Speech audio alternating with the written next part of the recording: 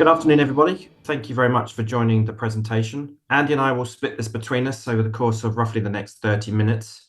And then, as Tamsin said in the introduction, we'll then open up for any Q&A that you might have. First of all, just give you an overview and introduction just to the business for any of you that are new to the Tracsis story. So fundamentally, our purpose is making transport work. And the business is split into two areas of roughly equal size in terms of revenue. We have a rail technology and services business, which has high levels of recurring revenue and is a mix of both software and hardware. That business has a footprint that originated in the UK and has grown through a mixture of organic growth and acquisitive growth, and now has a footprint also in North America. On the other side of our business, we have very much a services-driven side of our organization, which focuses on data collation, the analytics and data science behind that information, the provision of expertise in the form of consultancy to go with interpreting that data and actually applying that into the operational environment.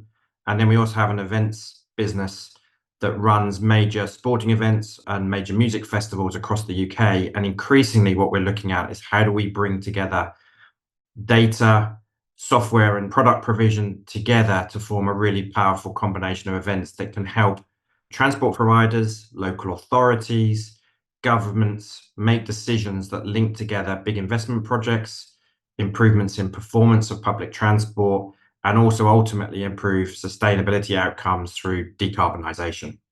So it's a really powerful combination of capabilities and skills, but with two distinctly different sides to the organisation. In terms of the overall highlights for the first 6 months of this year, our results look quite unusual. And they're quite unusual for a reason, and we'd flagged those very early as well. So we are currently in the middle of transforming the Tracsis business. We had a number of items in the comparator period in the previous year that didn't reoccur this year, and Andy will take you through those details. But what's really important is that despite that slightly unusual H1, we have a very strong H2 ahead of us. That is based upon some really important strategic pillars. The first one of those is an increase in recurring revenues. So we saw over a 12% increase in recurring revenues in the period, which is a really important part of our overall strategy. And alongside that, we've seen a doubling of our rail software pipeline across both the UK and across North America. In North America in particular, we've seen almost a quadrupling of our pipeline over that period. And that is really as a result of the investment we've been making in increasing the size and the capability within our sales teams. So that's great to see and puts us in a really strong position moving forward. Alongside that, we've won a number of large multi-year contract wins, and we're able to disclose a number of those in this presentation today. And alongside that, we're about to enter through the go live of a really important software product in the US into a large new sector of opportunity in that marketplace, which again, we think will underpin significant amounts of organic growth for us moving forward. Alongside that, we have taken some exceptional costs in the period, and that is linked to transforming the Tracsis business model. Those activities will complete in this financial year, but they're very much part of the One Tracsis initiative that launched 2 or 3 years ago on the basis of how do we bring together a much more integrated organisation. We've made the conscious decision that we don't want to continue to be effectively like a holding company with a number of different operating silos. We think the real value proposition in Tracsis moving forward is joining together what we do on the data side, what we do in the product side, what we do in the services side, to actually bring that together as a really powerful proposition for our customers. And as a result, there's been a significant amount of change going on across the organisation. And then finally, to underpin our sustainability commitments, we are about to launch our carbon reduction plan. That really clearly lays out the initiatives we'll be taking as a business through to 2030 to meet our carbon reduction targets, and also just to further strengthen the value proposition that sits behind our investment case in terms of we're a technology company, but one that is inherently being part of the sustainability agenda that governments and all of us need to follow moving forward. So lots going on, but a number of really important strategic things that have happened over the period. Alongside that, a number of you would have seen an announcement this week from the Labour Party about their vision for the future of the rail industry should they win the next general election. And that very much aligns with the messaging that we have put into this presentation. So if you look at the UK market right now, it has been a challenging period with so many things going on, with strike action, with the sort of coming to the end of control period 6, and then the movement into control period 7. There is definitely uncertainty with regards to the future shape of the UK government.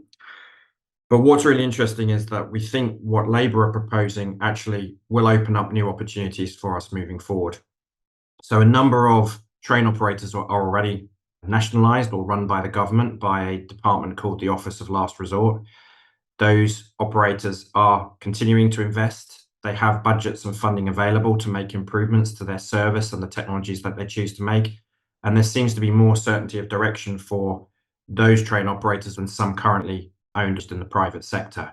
So I think from our perspective, we work equally well with privately owned train operators or publicly owned train operators.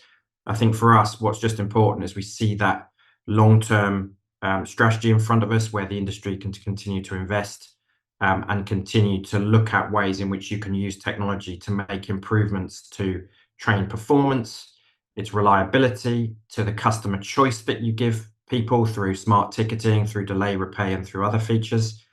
But also another increasingly important element is helping the industry cope with extreme weather and climate change.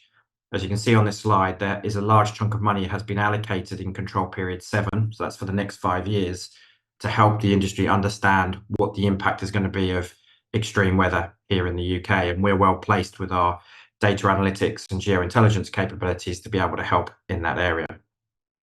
The US is a different landscape. So in the US, there seems to be a huge appetite for new digital transformation technologies. I've met with our team's senior clients across the US market over the last few months, and there are some really interesting areas of opportunity for us there, particularly in parts of the industry where they don't have large in-house teams of capability, but rely very heavily on external specialists.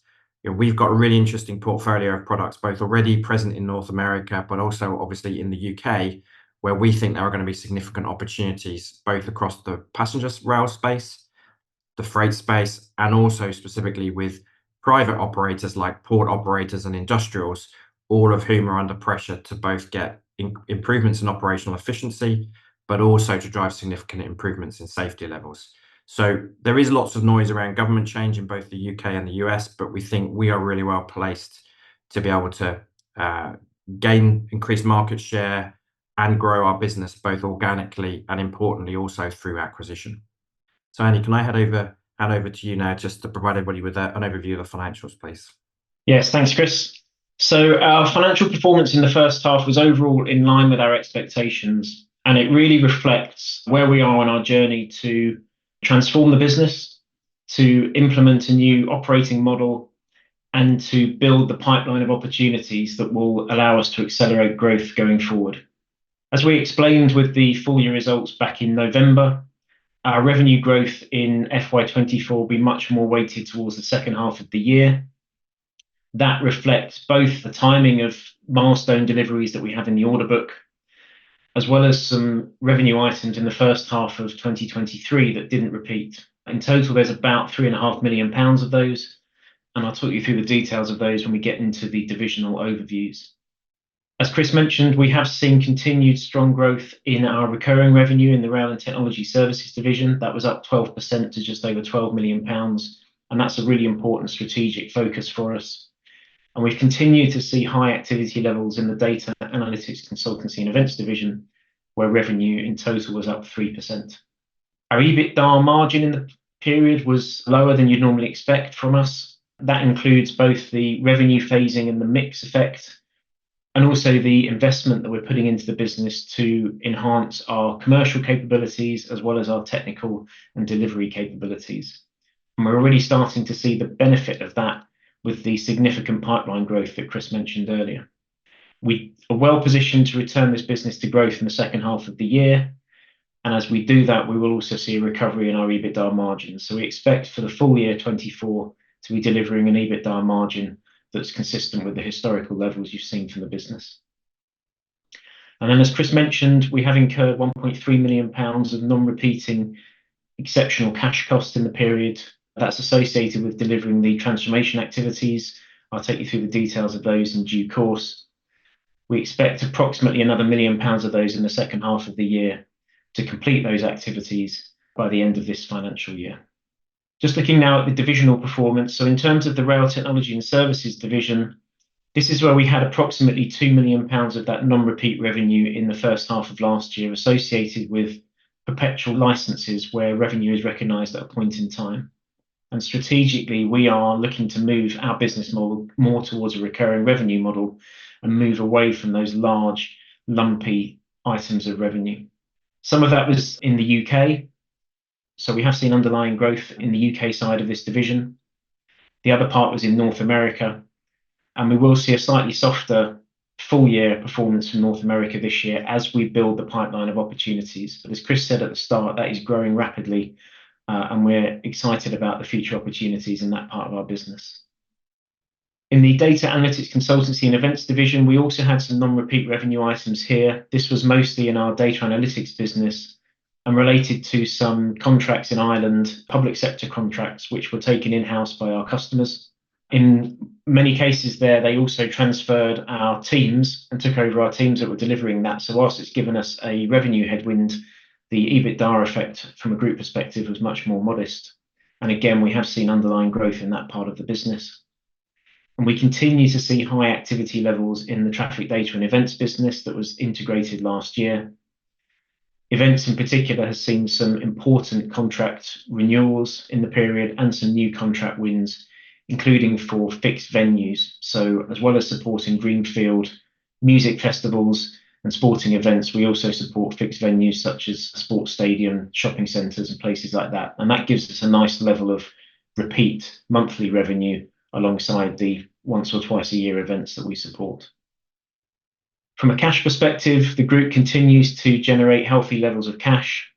We closed the first half with just under £17 million of cash, which is broadly the similar level to where we were 12 months ago. And during that 12-month period, we've had approximately £10 million of cash outflows on earnouts and the exceptional costs for the transformation activities. So on an underlying basis, we're generating healthy levels of cash. That includes the unwind of the large trade receivables balance at the year end, which has given us a strong working capital performance in the first half. We have invested in IT hardware to support the IT transformation activities that are underway. And we've continued to invest a modest amount in developing our own technology products, including the Hopsta smart ticketing app that we'll talk about later. As we said at the year end, all of our material historic earnouts have now been paid. So with no debt on the balance sheet, we're well positioned to continue to invest in growing the business, both organically and through M&A. And in terms of the transformation activities, there's a lot of change being managed through the business at the moment. We're making good progress and we're moving at pace at this. And our objective is to have this completed by the end of this financial year so that we go into FY25 with a model that allows us to really scale this business as we start to deliver that revenue growth. As part of our organisational change, the Rail Technology business is now managed by a single management team. And the final piece of that jigsaw was recruiting a Chief Technology Officer who joined the business in November and now oversees all aspects of our product development and architecture across the whole rail technology portfolio. Having invested in bringing capability into the business, we have been going through a headcount reduction process for roles that are either duplicated in the new structure or are no longer required. And we're reinvesting that in bringing further additional capabilities into the business that will allow us to access those future growth opportunities. We've transformed our IT and software product operating model. So that includes enhancing things like cybersecurity, privacy, as well as implementing a group-wide IT support desk. And again, that's an important part of building that scalable model that now supports all of our enterprise software developments in the UK and allows us to scale that up as we work through more and more deployments. We have a new group-wide finance system that goes live in the final quarter. And then we're also working hard to rationalise and simplify our operating structure. So that includes a legal entity simplification process. And we've started to consolidate our operating sites. So we've closed 2 of those in the first half, and we'll continue to review that as we move into the second half of the year. So as I said, we think there'll be another approximately £1 million of exceptional cash costs in the second half of the year. And that will complete these transformation activities and leave us well placed to scale the business up as we move into FY25. And then to bring to life some of the new contract wins and some of the deployments we've got in the order book for the second half of the year, we've got a few case studies to go through, and I'll pass back to Chris to start to talk us through those. Okay, thanks, Andy. Andy and I, again, will split these between the two of us. The first one to talk through is one that those of you that know us well will be familiar with. It's the RailHub platform that we launched across Network Rail about 2 years ago now. This platform is now used by 22,000 users daily within Network Rail and around 20,000 users daily within the rail supply chain within the UK. And what it is a tool for basically long and short-term planning to make sure that when people go onto the railway line to do either emergency maintenance work or long-term infrastructure planning, there is a full digital sign-off process and work package that sits behind that, so that they've got schematics, diagrams, all of the information that they need available to safely deliver their work. And as part of the evolution of this product, there are more and more features that will be added to this platform and more content that will improve it as a single login system for users across Network Rail. So we've just secured another multi-year, multi-million-pound extension to this piece of work. The first element of the work has already launched, which was in March of 2024, and that's an access register feature, which enables people across Network Rail to now be able to see when different parts of the railway line are going to be closed for maintenance work. That could be track renewal, that could be track repair, that could be vegetation maintenance, it could be telecoms work, it could be electrical work, but it allows them now to look at the whole landscape and to make sure that things are done far more efficiently and can drive operational savings in terms of minimal disruption to train operators and obviously the most efficient use of resources from a Network Rail and a supply chain perspective. And in addition to that, we've got some really important content that we'll be delivering through to the start of 2026, linked to replacing some legacy systems within Network Rail, which are all to do with how you actually bring together every element of short-term, long-term planning and bring that together such that ultimately this piece of software is used to save lives and to improve safety as we deploy people onto the railway. So just as a reminder, this is very much like the App Store in terms of the platform. You can see that in the right-hand image. So more and more feature content can be very easily added to that. Those features can interact with one another, and hence you can end up with a single source of truth, if you like, where you can find different pieces of information, bring them together as part of the planning process, and ultimately make sure that that delivers ultimately a safe work pack so that people can go safely onto the railway and deliver the tasks that they need to do. So a really important example of how we've worked in partnership with Network Rail and others to understand the requirements, to deliver a software solution. We own the IP behind that software solution, and then how we're able to grow and build that over time by working with a broader and broader subset of the rail industry. So, fantastic job done by the team to bring that product to life and to now continue to evolve that too. And there's a very clear roadmap that sits behind this product through the rest of Control Period 7 as Network Rail build more and more features and content into this platform. The second example to share is a really important new product that launches in May in North America. So we have had a dispatch product in the US for a long time, but a few years ago, a new safety protocol was launched in North America called Positive Train Control, and our variant of dispatch system did not interface with Positive Train Control. So before we bought Railcom were actually contracted by Northern Indiana Commuter Transportation District to develop a new product based on our existing historic product, but to bring in Positive Train Control capability into our product. So a very important new development. That product is now in its final stages of sign-off before it launches in early May of this year. The image you can see on the screen here shows you sort of a typical control room in terms of how the dispatcher can see where their trains are, where their trains are going to be routed, and how they can safely manage them across the network. NICD is a commuter rail provider that goes from Northern Indiana into Chicago. So it comes into a very busy part of the rail network in the US. They're the first adopter of this piece of technology, and we've been working very closely with them over a number of years to bring this product to market. But what's really important is it opens up a significant annual recurring revenue opportunity for us in this marketplace. So currently in the US, there's only one provider of positive train control variant of dispatch. And so bringing us into the marketplace enables there to bring more competition. It opens it up as an opportunity where we can grow our dispatch footprint. And importantly, these are significant size contracts. An objective behind this is hopefully to be able to sell these on a multi-year recurring revenue basis rather than on a perpetual license basis. So the team, again, in the States have done a fantastic job. This is a highly complex system. It's needed interaction with multiple, both suppliers and with the operator themselves. And there's another great example of the kinds of technologies that we have within the Tracsis portfolio. And hopefully this will underpin some significant growth for us moving forward. We're already seeing inquiries from other train operators. We're already seeing some early stage RFQs around the next deployment of this technology. So this is a really important area for us moving forward. The next two case studies cover our pay-as-you-go smart ticketing technology.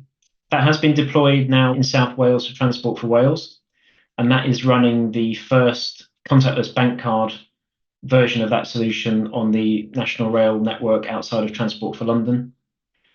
And during the period, we also won a contract to deploy this technology with Merseyrail. So they are running a tap and go ticketing system that's going to launch in autumn of this calendar year. The first phase of that will use an ITSO smart card front end. And then that will also then progress to be a rollout of a contactless EMV solution. So that's either bank card, Apple Pay, and those technologies. So again, a case study here of continuing to grow market share in this space. And then we've also developed the Hopsta mobile app. So this puts this same technology onto a mobile phone. And the key benefit of that is it removes the need for expensive gateline infrastructure. So this solution is able to geofence you to the railway. And for those parts of the network that don't have significant gateline coverage, brings that pay-as-you-go technology into the hands of the consumer. So we've signed our first pilot contract that's underway with a UK transport operator. So that's using our SmartTIS technology. It's giving a best value fare guarantee, and it's giving genuine pay-as-you-go tap in, tap out travel in this region. And that will be in the hands of consumers and available to download from the App Store from the middle of May. So this is a really exciting moment for us. It puts this technology into paying customers' hands. And it also allows us to really then understand what the uptake model is, what the usage model is, so that we can ultimately start to size this opportunity for investors to understand. So that's the end result of the investment that we've been making in this product through last year and into the first half of this year. So I'll pass back to Chris now to wrap up and cover the forward-looking section. Thanks, Andy. So in terms of our outlook, this is split into two sections. So there are clear priorities for the remainder of this financial year. One of the main questions at the moment in people's minds is our H1, H2 split, and can we deliver H2 this year? So our real focus over the next few months is closing out that gap for the remainder of this year. So we can see line of sight to all the opportunities that we need. They are all in procurement, and we have just now focused very much on converting those opportunities so that we can recognize the revenue through the remainder of this year. Those opportunities are largely all in North America. It's quite usual for us to have contracts that we need to land in the final quarter of the year, but it's quite unusual for them all to be in one geographic location. So the team are very much focused on this. As I said, those opportunities are all in procurement. They're all highly visible. We know we can deliver them within the period. We're just now focused on those activities to make sure that they're completed in time. So alongside that, we will be completing the business transformation activities. As we've said in this presentation, they will complete by the end of July. We will be implementing our carbon reduction plan. And really importantly, alongside the delivery of the large projects and the new technologies that we're developing, Andy and I have now got an increasing amount of time to focus on acquisitions. So having made the changes we've made to the senior leadership team within the group, we now have more and more capacity to look at M&A and the strategic opportunities that go with that to grow the business. So again, anybody that's followed us for a long time will know we haven't made a major acquisition for 2 years. That's because of all the business transformation activities that have been going on in the organization. We are now in a position with the cash balance we have, with the team that we have, and with the headroom that we now have to really start pursuing growth again through acquisition. So we are very much looking at software and technology related acquisitions in both the UK and North America. And we are looking to buy businesses that are profitable and have a proven track record of capability, but equally have strong levels of recurring revenue. So that's our objective over the coming period, and we're in a really good position to be able to deliver that. Longer term, as we've talked about in this presentation, digital transformation, it remains an integral part of both the rail and the transportation industry's future. Lots of strong client engagement across a number of different sectors. Our pipeline growth demonstrates that, and that is common across freight, it's common across passenger sectors. We're seeing that across different geographies as well. So that gives us real confidence that the products we have are well matched to the industry's needs. Our growth is not just all about rail. As we've shared in this presentation, our data analytics, consultancy and events division is performing strongly. They've got great line of sight to all of the second half work. It's all in the schedule already, and we've got high confidence that that business will continue to perform well. And then, as I said just a moment ago, M&A is of increasing importance to us. And what's really interesting is now we've rebranded to Tracsis in North America, we are seeing lots of inbound inquiries from organisations that really like the concept of what we've created in the UK and are really excited and interested to be involved in what they think we're now going to create in North America. So lots of growth opportunities ahead of us, a really strong team supporting us, and hence that leaves us in a really strong position moving forward. So that's it in terms of the presentation. We'll now open up for any questions that you might have. And the first question is, what percentage of the forecasted full year 24 revenue is actually contracted at this point? You've talked about a pipeline, but what's actually contracted? So we've got sight to most of that revenue. We've got the last sort of 2 or 3% that needs to be contracted in terms of the full year revenue. So as Chris said, that's very normal for us at this stage of the year. And we know exactly what those opportunities are, and they're in advanced stages of procurement. So we've got good line of sight to it, and we're working hard to make sure that we close those opportunities in time to recognise the revenue. And what scope does the company have to benefit from AI innovations within the key areas of operation? That is a key part of our thought process right now. So we actually have a strategy event on May the 8th, which is actually looking at our strategy through to 2030. So one of the big benefits of the changes we've made to the organisation, especially in the technology roles, is that we are now seeing some really interesting propositions come forward in terms of the sort of next generation of technology that we should be developing, but not just the technology, but the commercials that go with it. So where is the market opportunity? What's it worth?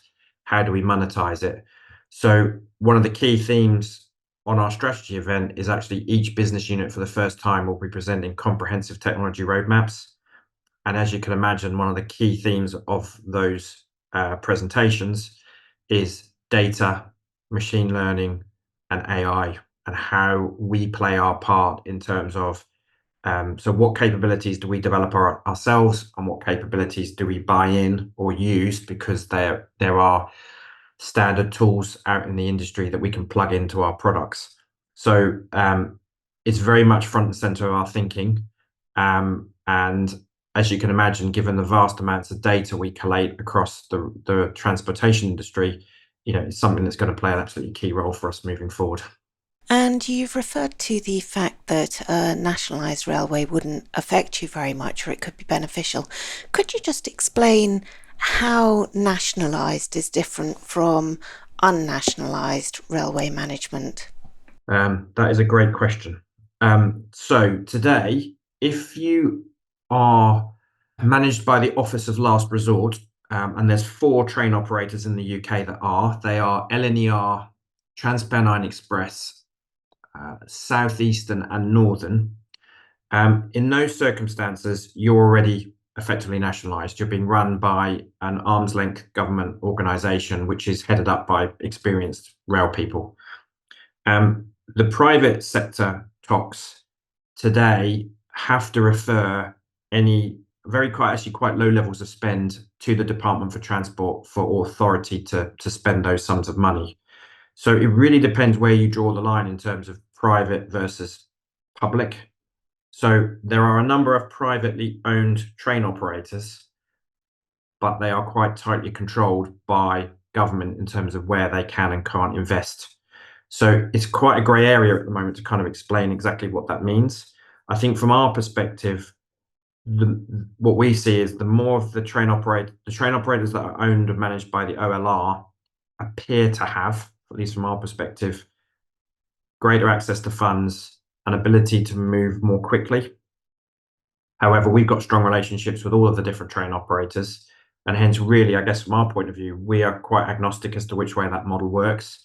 I think what we're just being really clear about is we can see the logic of what the Labour Party is suggesting, but equally we could benefit either way, depending on how this model plays out. But at the moment, there lacks a central sort of centre of direction for the industry. So the concept of Great British Railways is just fundamentally needed to give the industry the clarity that we need moving forward. And we might be able to benefit significantly from that. So, for example, if you've looked at the press coverage this week, there's a lot of discussion around nationwide pay-as-you-go smart ticketing. There's lots of discussion around pay-as-you-go delay repay. Well, at the moment, we're the market leader in both of those areas.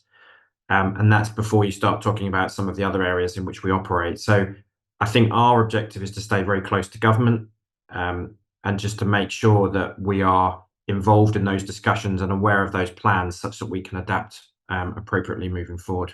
And do you think in the short term it will lead to delays in investment while they're sort of going through the process? There are already delays to some decisions.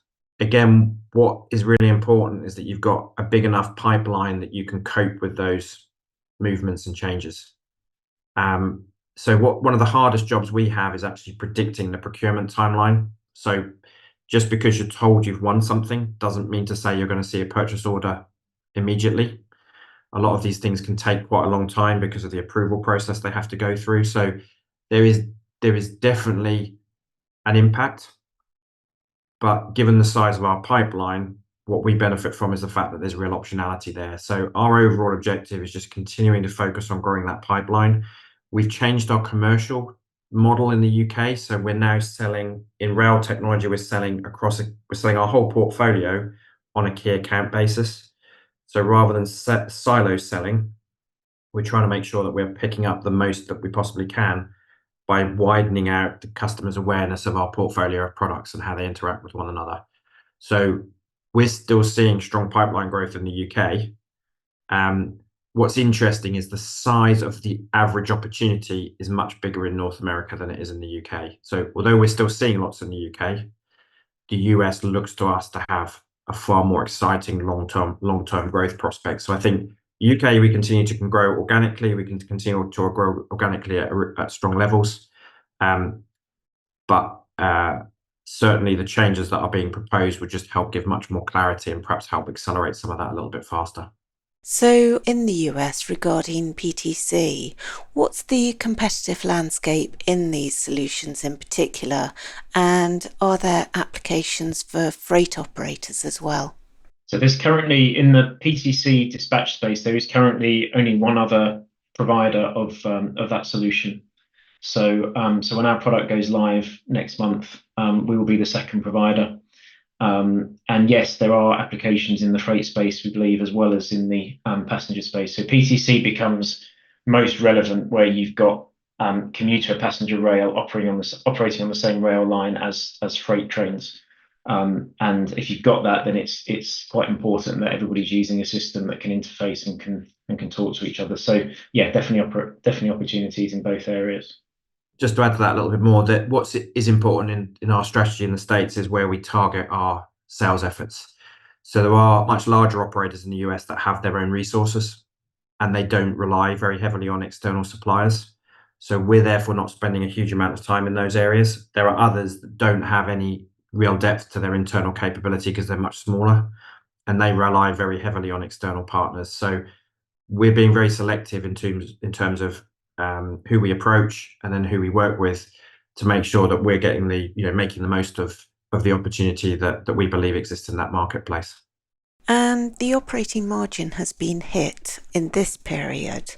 What's your target for the operating margin in the medium term? So our immediate target for this year is to return to the historical levels that the business has seen, which is approximately the 20% level.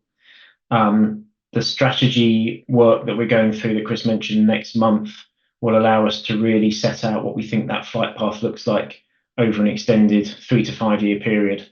And that is something that we'll be able to share later this year. And on the cost side, with the level of change in the business and lots of personnel changes, what gives you confidence that there won't be further exceptional costs next year? Well, we've got a very tightly defined program of activities. So we've got sight of all the things that we need to do to complete that, and those are scheduled to complete before the end of July. And frankly, we don't want to become an organisation that has continual buckets of exceptional costs. So this is very much focused on a defined set of activities that we deliver this year. With the pipeline growth that we're seeing, this is all about being able to access and deliver those activities as soon as possible. So both from a commercial and a reporting perspective, it's important that we're in position as we go into FY25 to have those activities completed and we're ready to get on that growth curve. And going back to the PTC contracts, do you think 2 years will be the typical PTC length of signing up operators? I think our view is somewhere between 12 and 18 months, and that's really based on our knowledge and understanding of how the US budgeting cycle works and the time required to build those budgets and then deploy those budgets and obviously go through the contracting process. And that is not that dissimilar, to be honest, to the UK in terms of the sort of typical timelines that we see.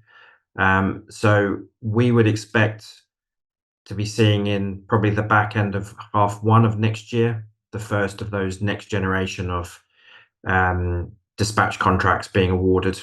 And that's very much what we're working towards. And has the NICD contract been sold as a perpetual license or as a SaaS contract? No, that was sold as a perpetual license, but that was sold as a perpetual license in 2020. So very much part of our plan moving forward is we would love those contracts to be sold on a recurring revenue basis. So that's very much what we're exploring with operators, is to understand, their preference and their mix of sort of CapEx versus OpEx and how we can align, best align to their requirements, but equally from our point of view, maximize the recurring revenue opportunity. And are most of them open to SaaS? There is definitely a trend in that direction. I don't think we know exactly how open they're going to be to that model. I think it very much depends on where funding's available from. So if they've got, federal funding that has to be spent within a time window, it might be that they favour more of the perpetual license model. If it's more of an OpEx focused, financing model that sits behind them, I think we'll be able to convince them more to go down the recurring revenue path. But we're definitely starting to see other customers requesting now for software to be hosted on the cloud rather than hosted behind firewalls on their own networks. So there does appear to be a change of direction starting to take place, but our preference is definitely for the recurring revenue model. Great, thank you very much. And going back to the US and PTC, is the competitor Alstom? And if that's the case, do you see your immediate opportunity, the mid-market, where you can offer better value and quality? And how large is that market? Okay, so we're currently going through an exercise to scale how big, or to work out the addressable market for that product. It isn't Alstom. Alstom don't compete in the PTC dispatch market, but it is another big multinational provider. So we are much, much smaller than that organization. And what we're focusing on really is very similar to the things that have built Tracsis' reputation in the UK. So it's kind of an agility to bring products to market, working in partnership with customers to really understand their requirements and the nuances that go with it. But also, if we can, to try and drive down a route of sort of a standard core product with configuration around the outside, but something that is, that can flexibly meet customer requirements, but also offer a very clear well understood benefits case that sits behind it. So we really we understand well the competitor landscape we're in. There seems to be a demand for new entrants, and that's something we're obviously very keen to to take advantage of. And you have two divisions. How linked are they? Would it be easy to split them, or do you have common development teams, for example? Yes, we have separate development teams. So they are the rail tech businesses are work more closely together, as you might expect. But we do have a rail tech North America and a rail tech UK separation at the moment. So we've got different teams in those two different geographies. I think certainly part of our strategic thinking will be about how do we get those teams working more collaboratively and more globally, because there's software commonality in terms of software development, there's commonality in terms of hardware development and some of the tools and capabilities that we use. We're increasingly seeing our data teams work more closely with our rail teams. But definitely on the traffic data and events side, that is a very separate capability. That is much more around operations, it's much more around vehicle fleets, it's much more around health and safety risk. So there are some carry acrosses because we are looking to put more technology where we can into the traffic data and events business, but broadly speaking, they do operate separately. And can you provide an update on the potential for further RCM contracts in North America? At the time of the full year results, it was indicated that there was a potential for several new multi-million contracts with Tier 2 or Tier 3 providers, but there's no mention of this opportunity in the interim results. Yeah, no, what we talked about at full year was that there was opportunities for the dispatch system linked to those types of customers. For remote condition monitoring, we are still winning some work in North America, but we haven't quite worked out yet what the value proposition is that sits behind that product. So we understand really clearly in the UK the value proposition, and obviously we're very successful here in the UK at selling remote condition monitoring, but we haven't yet found that magic ingredient, if you like, yet in North America. So we are working in partnership with a number of operators who have some trials in place. So we have a number of pilot programs ongoing, but RCM is one of those areas that we haven't yet fully understood how we can accelerate our growth path. So at the moment, we probably do about, I don't know, $0.5 to $1 million of RCM work in North America each year, but we haven't yet worked out how to scale that up. So that's very much, again, one of the key items we're looking at in our future strategy sessions over the coming weeks. Excellent. Thank you both very much indeed. That's the end of questions. Chris, do you have any closing remarks? Yeah, just to say thank you very much, everybody, for joining us today. The team across Tracsis is, managing a lot of change right now, but they're doing a fantastic job at managing that change. Pipeline growth gives us huge confidence that we have the right products, the right sales team, and are moving in a really strong direction. And we have the financial horsepower and the headroom now to really accelerate our activities in the acquisition space. So business is really well positioned. We've got a really strong team around us and a really exciting future ahead of us. So thank you very much, everybody, for joining us.